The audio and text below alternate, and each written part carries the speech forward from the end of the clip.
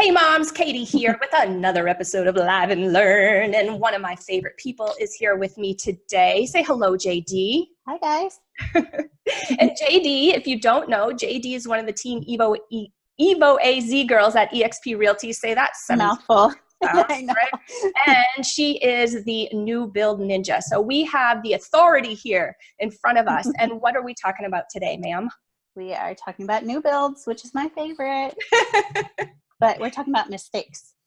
Okay, so there's many mistakes that people unfortunately make when they're shopping new builds, building new builds. But these are the 5 biggest ones that you've come across, yes? Yes. All right, absolutely. Let's get into it. What's number 1? Number 1 is choosing your lot, which is huge. Because you can't move that. You're not going anywhere after it's done. Yeah. So let's see. We're talking about things to look out for and mistakes, right? Right. Choosing your lot. Here is our lot map from when we moved in. We are the red dot right there. So some things to consider are roads behind you. So the road behind us is not a major road. So if you're backing up to major ones like Ray, Elliott, Ironwood, those huge roads, you got to consider like resale, because a lot of people don't want to buy homes that back up to that. It's bad for resale, typically. Yeah. And especially if you're at an intersection, because you're going to hear the accidents that happen. And oh, for sure. Yeah, you don't want anyone barreling into your back wall, right? Exactly. That would be so scary. So this, we back up to the neighborhood road, so it has a little bit of noise. Some of the things that we considered, the wall back there is tall. So it kind of blocks out some of the noise and any chances of things flying over the wall. Yeah, we've heard stories of that happening.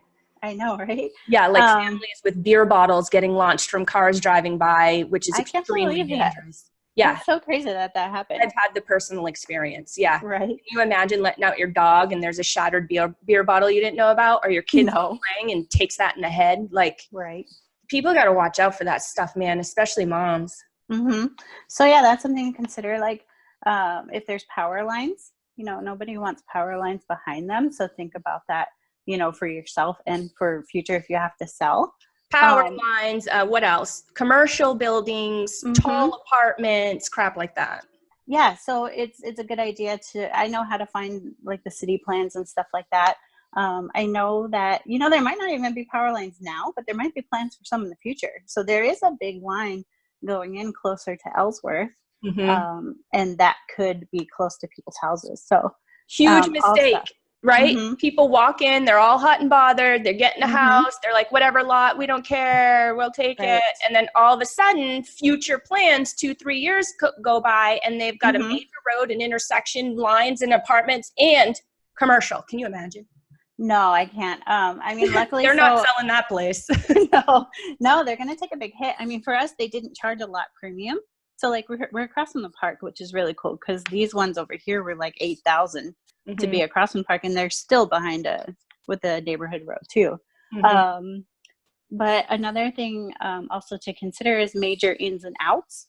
So imagine like if this was your major, like where people drive in. It's not, but imagine if it was. Yeah. So these lots here, if you have kids and people are just like flying through into the neighborhood, they don't listen. Like you tell them 1,000 times to watch for cars. I sound like a broken record. So when I tell her now, I'm like, remember, she's like, okay, watch for cars, stay on the sidewalk. But kids don't. No. But luckily the entrance for our street is down this way. So by the time they get over here to the curb, they slow down for the most part. Huge point right there for families and moms. Huge, huge point. Yeah. So that is something to consider when choosing. I also recommend going to the lot physically to look at it. Because for us, like, you look at this, you're like, oh, okay. Well, yeah, we have the tall wall, which is cool. We also have a smooth driveway, whereas the other ones have the bump. So, with Chris's little sports car that he had when we moved in, having the bump, he could bottom out or, wreck his car or something. So he really liked it. It was just a bonus perk. We wouldn't have noticed if we didn't go over there. A lot of people hate the bump. I know. A lot. I was so excited not to have it. Yeah, no kidding. No, that's a great point.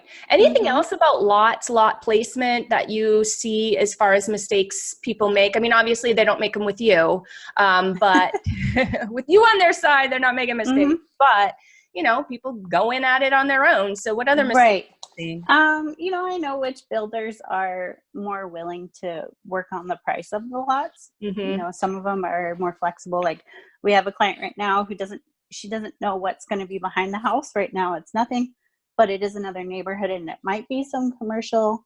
We're not sure, but the builder was charging a premium. And I'm like, well, no, like just take it off. And they waived it. So that was cool. So you have to know how to speak to them and what to use as your ammunition. That's great because I don't know if just regular anybody off the streets would know, hey, I need to know this. If you don't know this, then you can't charge me a premium for this. So there's actually a guy on the same street, a little further down where the houses are on the other side. And the neighborhood over there are very small lots. They're close together. And the houses that they're building behind him are like almost right up against the wall. And he's mad, like, because he didn't know. I'm like, well, I could have told you that. Like, I knew the neighborhood was going in. And we know that their lots are smaller. So he had no idea. Mad. Yes, so he's got this house like barreling down in his backyard. So and he's not happy. So I wouldn't want to deal with that because it's a big purchase. And if I'm going to live there, I want to like it. Well, yeah. And now when he goes to sell, he's got that staring. Right, you go out back, there's the house right there. Dang. Oh, that sucks. So there's a lot more. You know, a lot of people like to buy on impulse, but I'm like, wait, let's take it back a little bit and just take a look and compare and stuff like that. Yeah, and it's good that you are very familiar with all of the builders and what they have to offer, so you can do that relatively quickly, whereas, you know, it might take a week for somebody else. So that's great. Yeah, for sure. Number 2 biggest mistake I see, this is a good one, and that's not connecting with a trusted lender before you go to the builder's lender. Enlighten us. So the builder's lenders, I mean, they might be okay, but typically a builder will offer an incentive for using them. There's a reason for it. So I noticed with one client recently, the builder's lender charges a 1% origination fee, which equals out to what the incentive is. So it's kind of a wash. You're paying, you know, I think the interest rate was a little higher too. So in the long run, it's a huge deal. Yeah, that is a huge deal. It impacts her payment. So she's using somebody she doesn't know, like, and trust. She's not getting a discount for it. In fact, she's paying more. Carry on. Yeah, for sure. So we connected with Ryan, of course. We actually started talking to him like 2 years before we started the process. And that's Ryan with Waterstone Mortgage. Yes. So that's recommendation number 1 is talk to him because he helped us get our credit where it needed to be, but he also advised on our debt to income. So with his advice, we were able to kind of move things around in our debts, and we did the grant program, which gave us like over $14,000. So we only put $750 down. I love that story. I don't think anyone else would have thought of that. And his advice is priceless, honestly. But I would connect with someone like him, if not him. Yeah. Because the long-term benefit to using Ryan is great as well, because he does offer some incentives for like refinancing down the line. Right. And we know that he does a good job. Like if you give Ryan a client, it's going to be amazing. Totally true. Totally true. Always rave reviews. And something you said, I'm going to back you up just a second because something you said is really important. I want to make sure that it sticks out here. If you started before you bought your new build, you started 2 years prior working with Ryan, getting yourself up to speed so that you could get the best loan at the best price for yourself using his advice. Now, a lot of people go all hot-headed and run into the sales office and say, sure, I'll use your lender, da, da, da. And they're in love with the model that they want to buy and everything is lining up, except their credit or their DTI or their reserves or something is off. And how devastating is it to learn that when you're all hot and bothered, ready to lay down some money on a lot? Yeah, if we had waited until we were ready to buy, we probably wouldn't have been able to do it, because they do have to approve you in the beginning. Like, you have to go through underwriting, and then you do it all again at the end. But if we hadn't done that, we'd be waiting even longer. And we timed it so that we got everything in line, and then lined it up with the end of our lease that we were in, so we can move right in. Super important. Super important. So we're moving. So a build is what, 6 to 9 months-ish? It was 7. Yeah. 6 to 9 is about average. About the rule of thumb. So, and we've got people coming from leases that we've got to line up and maybe renegotiate with their landlord. We've done that. We've got people also selling property that they need to line up and kind of time and all of that. So really all of these moving pieces work together, and tying tying the lender into that process early. That's where people really make out. That's when transactions go smooth. That's when people are happy and not stressed out, and not saying that they're never effing moving again, pardon my French. But you know what I mean? Like, we hate hearing that. And it's a very rare occasion we do hear that, because most of our stuff does go fairly smooth, because we have the experience that it takes to help these people. Yeah, for sure. Not going off on a rant on Team Evo AZ, I promise. Yes, Ryan is amazing. I mean, there were even a few houses that we wanted to buy before we found Eastmark. So, like, I thought it was the one. I was like, oh my God, I found the one. And Chris was remember. Like, nah. He's like, no. And I was like, well, but I want it, but things happen for a reason. And when it's meant to be, it'll be. And I know it's hard to have patience, because everything is on demand, but it's worth it. Like, everything lined up the way it needed to for us. And there was a lot of planning on the back end. Totally. I remember you going through it. So I know that's true. So crazy. I'm like my own worst client.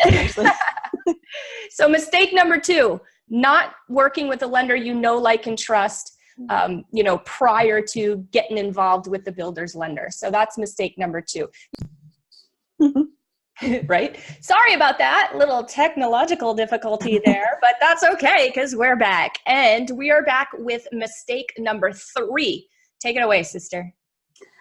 Mistake number 3 is sticker shock and over upgrading. So what's that mean? So sticker shock is, let's say you find your dream home, the price is amazing. You're like, oh my God, I'm going to get my dream home for like $200,000.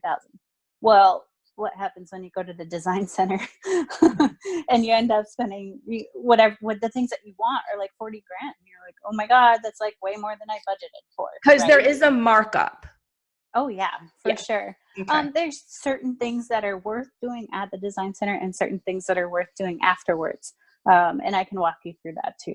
But it depends on what house you buy and where and what's standard with the builder. Like, that's the reason why JD says, hey, look, I'll just help you out with that, because we can't really sit here and list all of those things for all the different builders and all the different products. That'd be ridiculous, and we'd lose you and you'd fall asleep.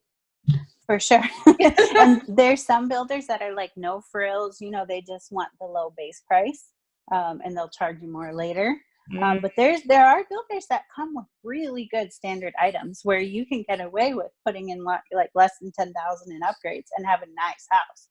But some builders like that don't include a lot. You're going to be spending $40,000-$50,000, and that might be way over what you budgeted for, and now you're stressed out.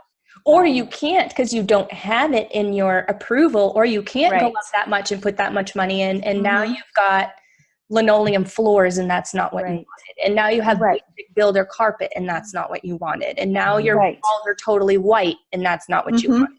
So yeah, there's a house that we did on the party bus tour that it was $530,000 for the house.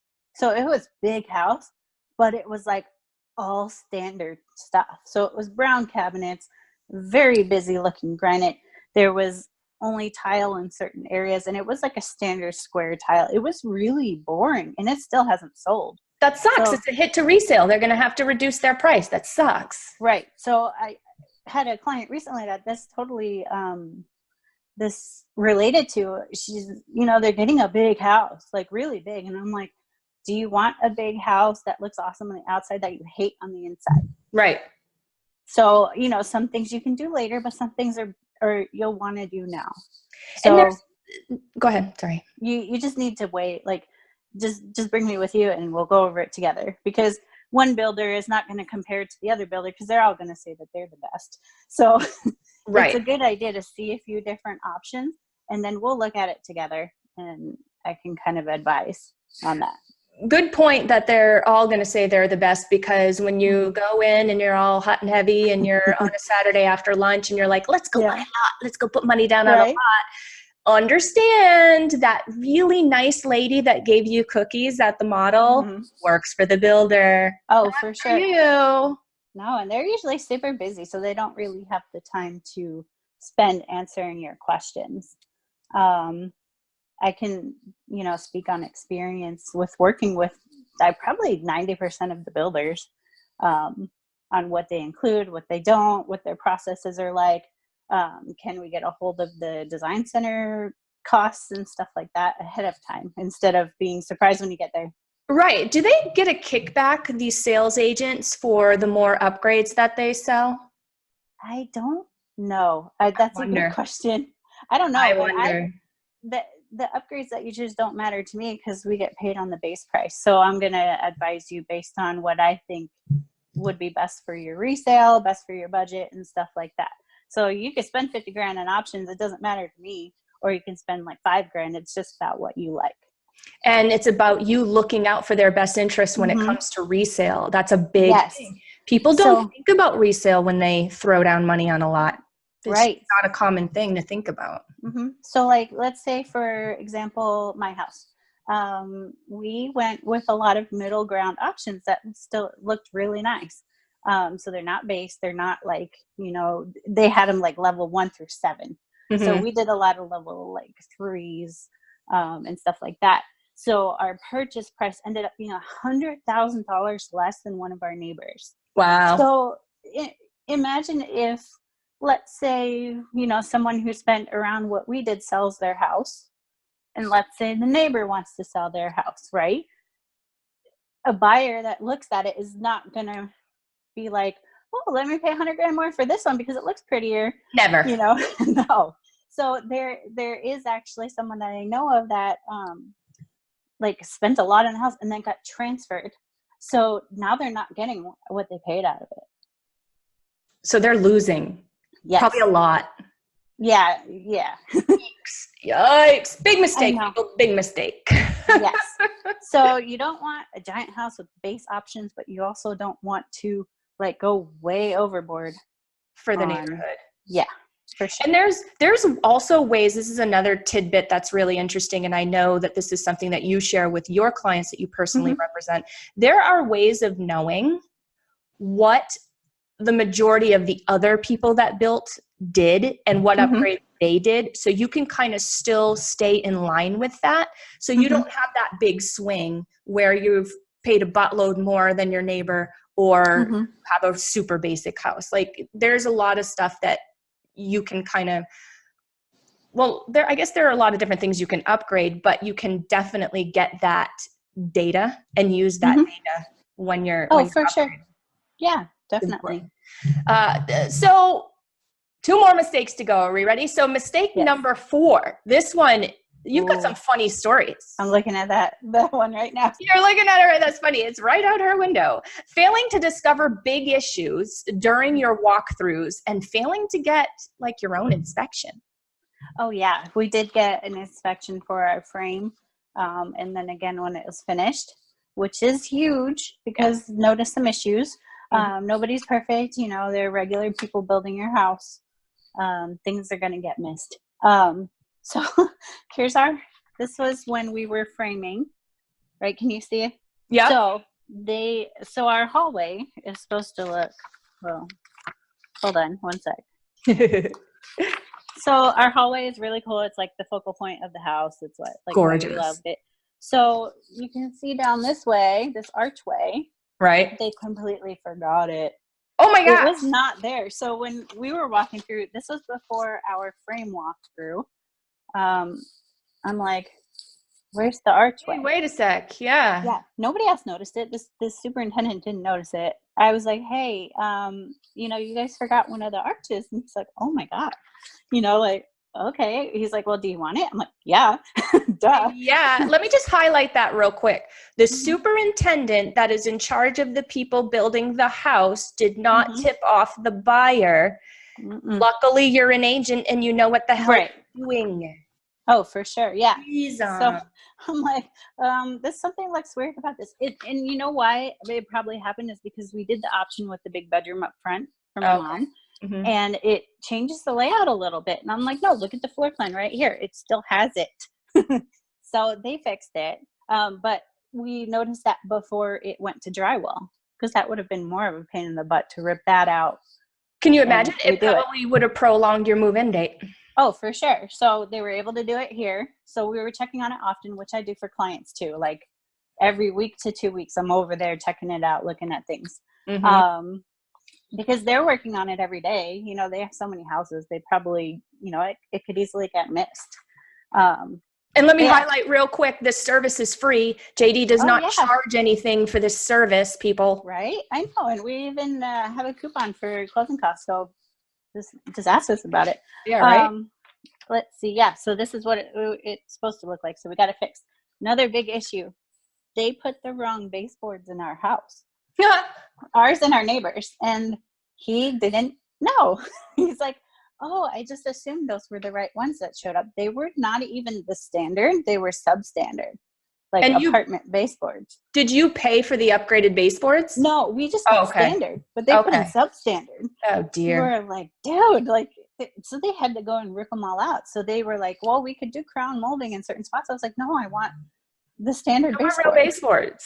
Yeah. Chris didn't notice. I just looked at him. I'm like, that's not right. Because I take pictures at the design center, you know, for myself and for clients so that we can look back and see what they chose. Yeah. Which is another thing that happened, you know, with cabinet doors. When they had different door styles. Yes. Like, what the heck? I was looking at it like, something's off. Oh, look, you know. So there's a lot more that goes into it than just signing into the builder and being like, hey, I'm your agent. You know, there's a lot of things we look out for. Experienced people who know that they're doing and care about their clientele do that. Let's for sure. Be real here. There are people out there who are not experienced and are just looking for the buck at the end of the day, and they don't do that. Yeah. Let's talk about that. Mistake number 5. Wait. I got one more for 4. Oh, there's one more. There's that story. Yes, that's so. This house, not our client. I repeat, not our client. This is not our client. This house, they put it too far towards the wall. Like, so there wasn't enough side yard. It's supposed to be like 5 foot or whatever, and it was like 3. And they had to pick up the whole, they didn't notice it at the frame. Then there's inspections at the frame stage. Right. They picked it up. This is when they picked it up and moved it across the street. And had to re-pour the foundation and replace the house. Can you imagine how many times they had to back up and like back the truck up, put it down? Like I would not have gone through with that. And I don't know if I like, you know, maybe I'm wrong. Construction experts let me know. But I don't know if I like knowing that my house was on a trailer at one point. Like there's got to be things that aren't right anymore after that. I heard that the builder took care of the buyers somehow, but when I went to go look at it, when I heard that it was going to get picked up, I looked at him like, that's too close to the wall. Like, could have seen that way back when. Yeah. Before that. How crazy. So lots of things. And then in terms of like, okay, so just walk me through briefly. So you're doing a weekly inspection. There are certain times when you go walk. So like there's a frame walk, a drywall walk, and then like the last one, the blue tape walk, right? There's usually a frame, not a drywall one. It's usually the frame and then the blue tape towards the end. Okay. And then the final, typically. Got you. And then in there, usually you'll suggest to your clients that they get an actual inspection, like a third-party inspector, like not the builder. Right. Yeah. So we had Eladi's inspection services come and do ours. Shout out to Nicolati. Yeah. He's awesome. He's so cool. He is and we had him come at 1 year also, because the 1 year warranty time is your time to get things fixed through the builder that might have happened throughout the first year. We discovered an AC leak that was probably costing us a lot over the summer. Imagine. And now our bills are projected at way lower than they were last year. So I'm glad that he came and did that. Yeah, for sure. Saving us money in the long run. So even though you got to pay for the inspection, it's worth it. It's so worth it. And I've had him do a couple of my new builds, and he's found stuff that, you know, even I haven't found by walking through, my clients didn't see, because, you know, we don't get up in attics and stuff like that. So, right, for sure. So yeah, so am I ready to move to the next one? Yes. All right.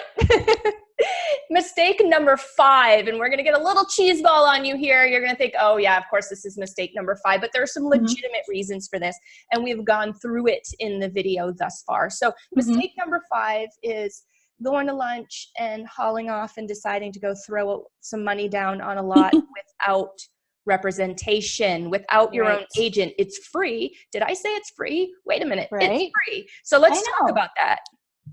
Well, you know, if you don't have an agent, you're working with the builder, with the builder salespeople, and they do actually say in the contract, I work for the builder. Right. And not, well, I mean, obviously they have to be fair to you, but correct. You know, but it's dual agency. Out for the builder. Right. Yep, it's dual agency, which is limited agency for a buyer. Anytime you're in a dual agency situation, you have limited representation, and they work for the seller. Right. Okay, go ahead. Yeah. So I have to make that point. You know, it's really good to, and like even outside of just the dual agency is the advice, you know, like I'm not biased. I don't work for the builder, so I'm going to tell you my opinion. And if I think it's a good deal, you know, experiences that clients have had with that builder too. That's huge. So you've had a lot of past experience to draw upon. So somebody just getting into this situation, you don't know what you don't know. So if you haven't had other people's experiences, your own experiences to draw upon to really help your client, really guide your client, and advise your client appropriately, because we look 3 years ahead, 5 years ahead, 10 years ahead. We want to retain the clients that we absolutely adore. We want to retain them as clients forever. So of course we're going to serve their best interests. Of course we're going to look ahead for them. Oh yeah. And you know what I did for one recently, one of our neighbors that worked with us, they were refinancing and having an appraisal. Well, you know, who did she talk to? The one that helped them with the house. I wrote up a whole report and pulled comps for them. And they appraised right at what they needed to, which is really cool. And that's another thing too. And that happens a lot in the resale world, because of course, you know, I have done new builds. I like them. I would rather you do them because I'm the resale girl, you know? Yeah. But that definitely. You're good at it. Thank you. But you know, that definitely happens in the resale world. It's really important to go with somebody who has some experience and really has your best interest in mind. You don't save anything. I feel like people think out there that, you know, you save money if you go in without your own representation at the builder level. No. You actually don't. Huge mistake. Yeah, I know someone actually who works for a builder, and they're kind of a good friend.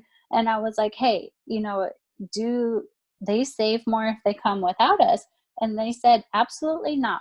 He said a good builder will appreciate their agent, the clients that agents bring in, because they would never want to damage that relationship. Because I have the power to tell someone like, hey, you know, I had this experience with this builder.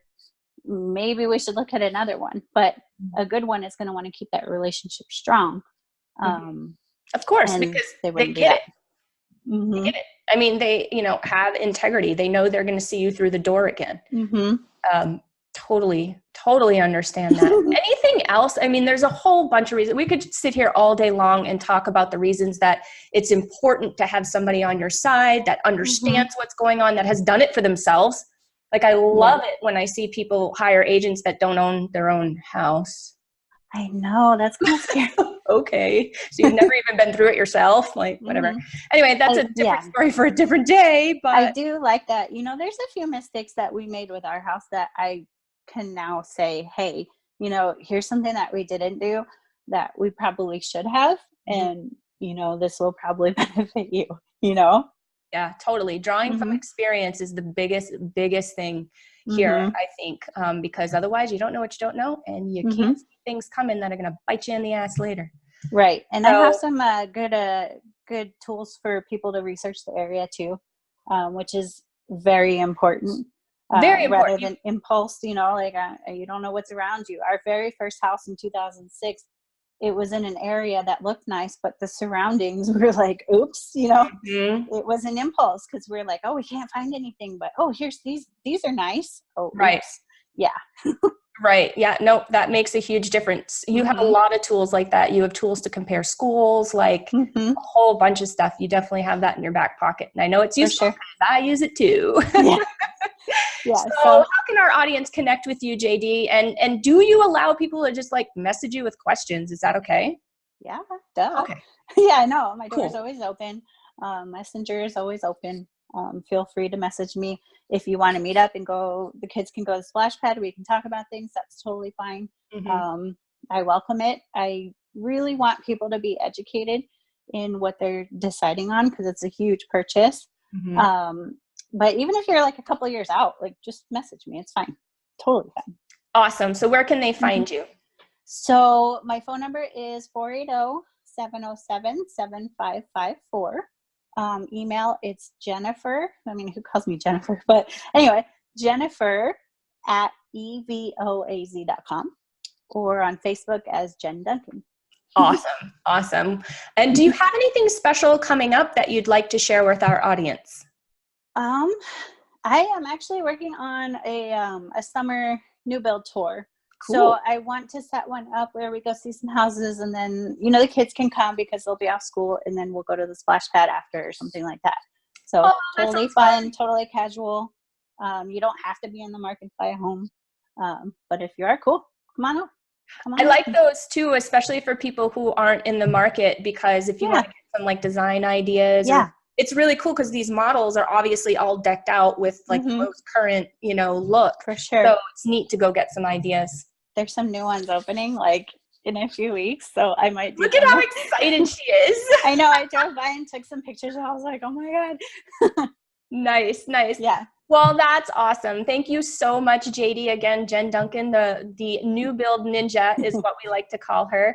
And thanks for talking with me today. Thank you. Bye.